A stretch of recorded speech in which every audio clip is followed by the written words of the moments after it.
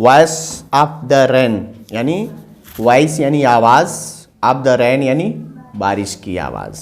बारिश से ही हम क्या सीख सकते हैं, बारिश हमें क्या सीख देती है, इस बात को उन्होंने इस पोएम में दर्शाने का प्रयास किया है। The poem the voice of the rain by what Whitman signifies the eternal role that the rain plays in nurturing, quenching and purifying the various elements of earth।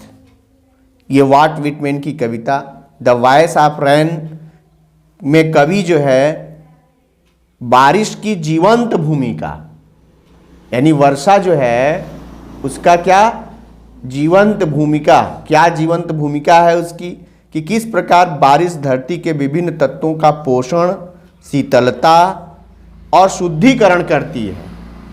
इन सब चीज़ों को इस पोएम के माध्यम से दर्शाने का प्रयास कवि ने किया है।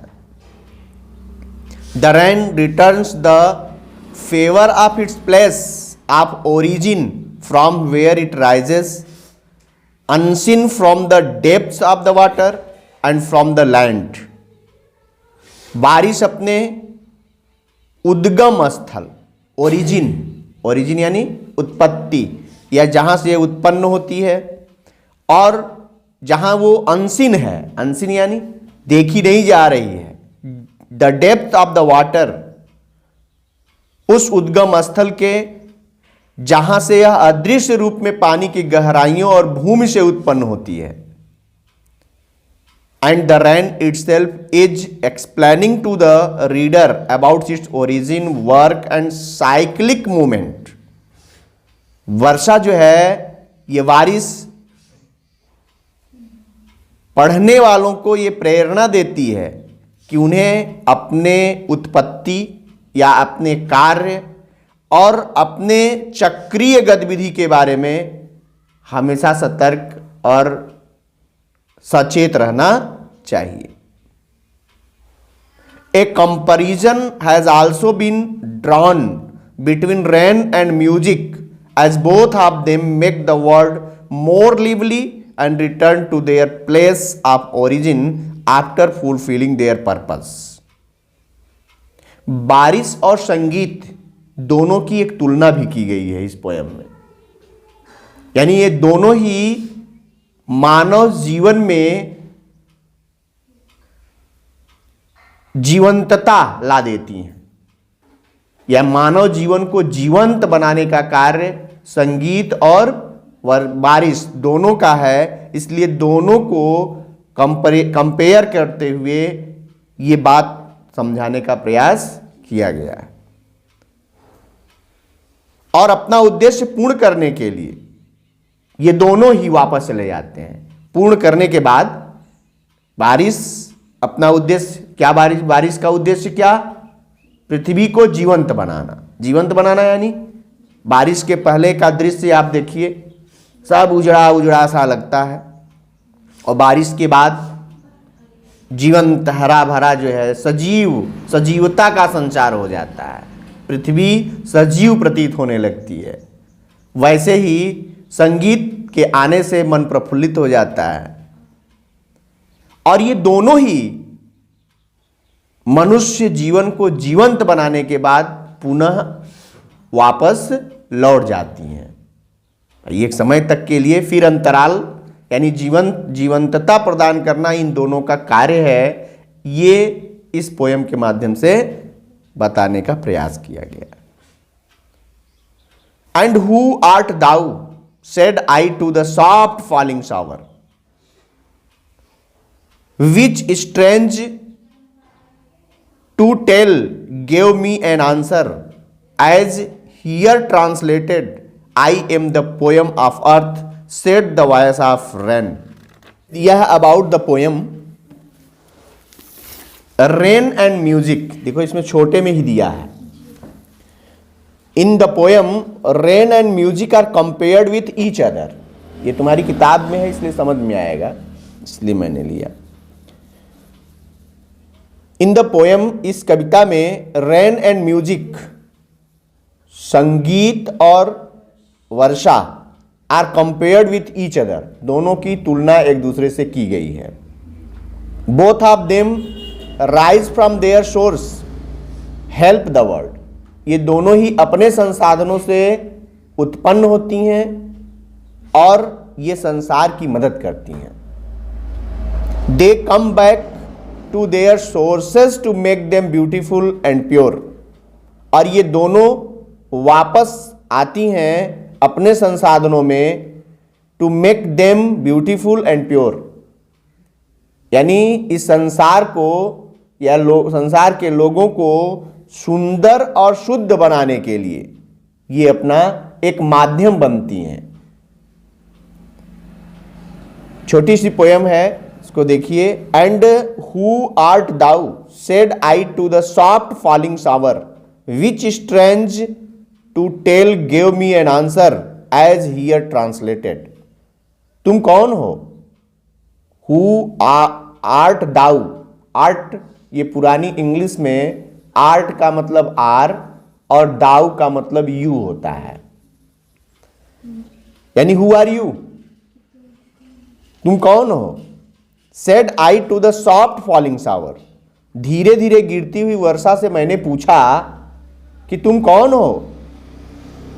विच strange to tell give me an answer as here translated, और विचित्र बात यह है, स्ट्रेंज टू टेल, यह विचित्र बात यह है, गिव मी एन आंसर कि उसने मुझे उत्तर भी दिया, एज हियर ट्रांसलेटेड जिसको मैं यहां अनुवादित कर रहा हूं, यानी मैंने वर्षा से पूछा तुम कौन हो, और बड़े आश्चर्य की बात है कि उसने उत्तर भी दिया जिसको मैं यहां वर्णित कर रहा हूं। उसने क्या उत्तर दिया? उसने कहा I am the poem of earth, मैं पृथ्वी की कविता हूं। पृथ्वी की कविता यानी इन दोनों के तुलना में आ गई ना, कि वारिस ने कहा कि मैं पृथ्वी की कविता हूं। Said the voice of the rain, वर्षा की आवाज ने ऐसा कहा। Eternal I rise impalpable out of the land and the bottomless sea, upward to heaven whence vaguely formed altogether changed and yet the same। वर्षा ने कहा मैं पृथ्वी व अथाह समुद्र से लगातार स्पर्शित उठती हूं, वह आकाश की ओर जाती हूं जहां पर मैं धुंधला रूप धारण कर लेती हूं। मेरा रूप पूर्णतः बदल जाता है किंतु मैं वही हूं। यानी पृथ्वी से आसमान की ओर जाने के बाद भाई वर्षा ने क्या कहा कि मैं पृथ्वी की कविता हूं, मैं पृथ्वी से ही और समुद्र की गहराइयों से लगातार संपर्क में रहती हूं, और मैं पृथ्वी से उठकर आसमान की ओर आती हूं और धुंधला रूप बनकर मैं फिर बारिश के रूप में पृथ्वी पर वापस जाती हूं। मेरा रूप पूर्णतः बदल जाता है लेकिन फिर भी मैं वही हूं। I descend to lave the droughts atomies dust layers of the globe, मैं सूखे छोटे छोटे कणों और धरती की धूल परतों को, dust layers of globe, and all that in them without me were seeds only latent unborn। और जो मेरे बिना केवल बीज थे, छुपे हुए थे, अभी उत्पन्न नहीं हुए थे, उन्हीं को मैं क्या नहलाने के लिए आती हूं। यानी ऐसे बीज जो जमीन पर पड़े थे, छुपे हुए थे, वो बीज ही थे, उनको नहलाने के लिए मैं जमीन पर आती हूं। मतलब क्या? वो बीज जो पड़े थे वो निर्जीव स्वरूप थे, उनको सजीव बनाने के लिए, उन्हें जीवन प्रदान करने के लिए मैं पृथ्वी पर आती हूं। And for ever by day and night I gave back life to my own origin and make pure and beautify it. और दिन रात सदैव मैं अपने स्रोत को जीवन लौटाती हूं और उन्हें स्वच्छ व सुंदर बनाती हूं। यानी वो बीज जो निर्जीव पड़े हुए थे उनको सजीव बनाने के लिए मैं पृथ्वी पर आती हूं और दिन रात मैं उन्हें जीवन लौटाने का कार्य करती हूं और उन्हें स्वच्छ और सुंदर बनाती हूं। ऐसा किसने कहा? बारिश ने कहा।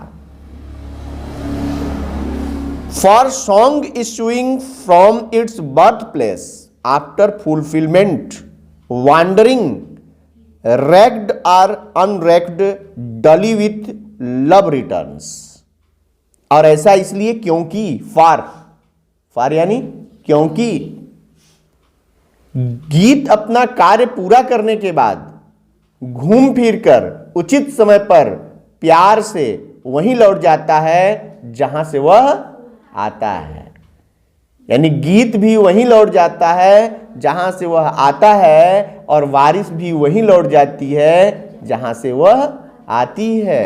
यानी इस पृथ्वी के भाई वो सारे जो है जल, समुद्र के जल, पृथ्वी के जल जो वाष्प बनकर बादल के रूप में बदलते हैं वहीं फिर पृथ्वी पर आते हैं। तो जहां से चलते हैं वापस वहीं आकर फिर से मिल जाते हैं। ऐसा लेखक ने बताने का प्रयास किया।